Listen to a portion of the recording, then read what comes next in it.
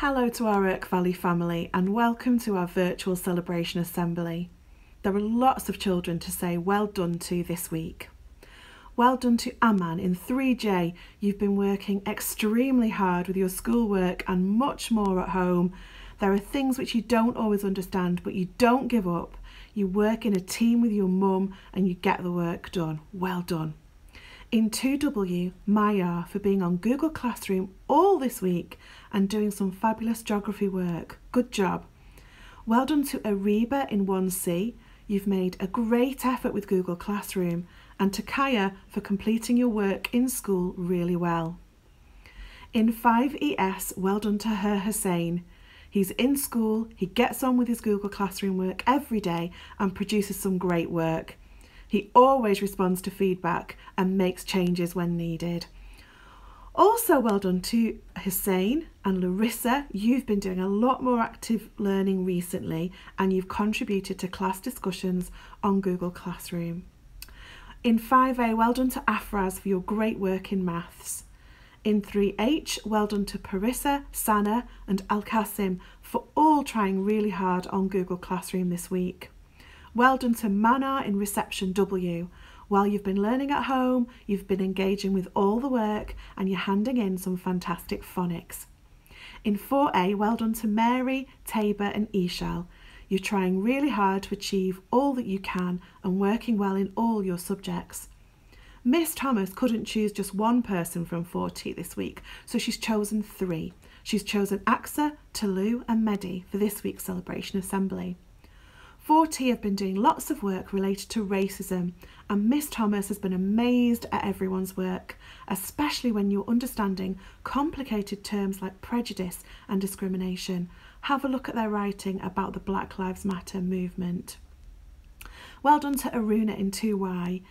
You've logged on to Google Classroom every day this week and you've been working really hard on the work Miss Connor's been setting for you. Well done to all the children who've been working hard at home and at school. And a well done and thank you to all the parents too for keeping your children learning at home. The article of the week this week is Article 30. Article 30 makes it clear that children who belong to a minority group have the right to share their culture, language and religion with other people in that group. There's a story called If the World Were a Village by David J. Smith that helps to explain more about that. There are some really good animations of this story on YouTube if you search for If the World Were a Village.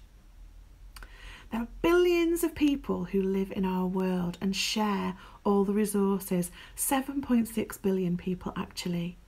In the story, it helps us to understand what that really means by thinking about things in a different way.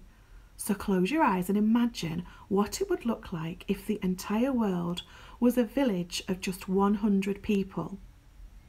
In this village, 50 people would be men and 50 people would be women. A quarter of the people, that's 25 people, would be children under the age of 15. In this village, 5 people would come from North America, 13 people would come from Africa, 12 would come from Europe, 5 people would come from South America, and a massive 61 people would come from Asia.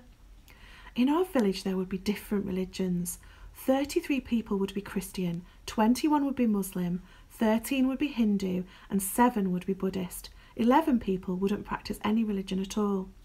People would speak lots of different languages in our village. 17 would speak Chinese, 9 would speak English, 8 would speak Hindi, 6 would speak Russian, 6 would speak Spanish, 4 would speak Arabic, and 60 would be able to speak over 7,000 different languages. 9 people wouldn't have access to clean, safe drinking water. 14 wouldn't have access to a toilet, and 22 would have no home to shelter them from the weather. 1 villager would be dying of starvation, 11 would be undernourished, and 22 would be overweight. 86 people in our village would be able to read and write. This means that 14 people wouldn't be able to read and write, and of those 14 people, 2/3 would be female. 47 people in our village would be active on the internet. That means 53 people in our village wouldn't be able to research anything online or even watch YouTube. In order to change our world for the better, we need to know what the world is like now.